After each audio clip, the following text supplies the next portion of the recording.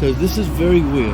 I'm sitting here looking out over the port from pretty much exactly where some photographer on March the 24th, 1882 pulled the cap off his giant camera lens for a minute and achieved a photo of the Star of India, then called the Euterpe, and 23 other square-rigged sailing ships who had come from all over the world and parked down in this harbour, which is very little changed from then, 142 years later.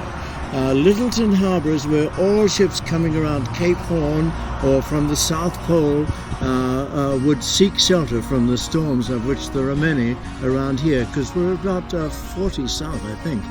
So I've come, to see this, because this is where Captain Scott and all the expeditions to the South Pole left from.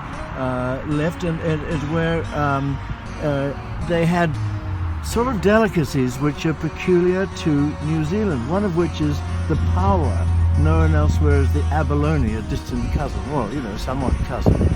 And so we are sort of come here to this restaurant where they specialize in paua shells and paua meat.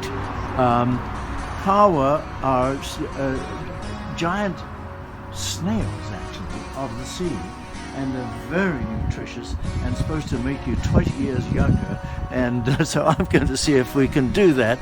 And in the meantime, we are freezing here in the middle of the South Island, New Zealand winter, sacrificing for art like this.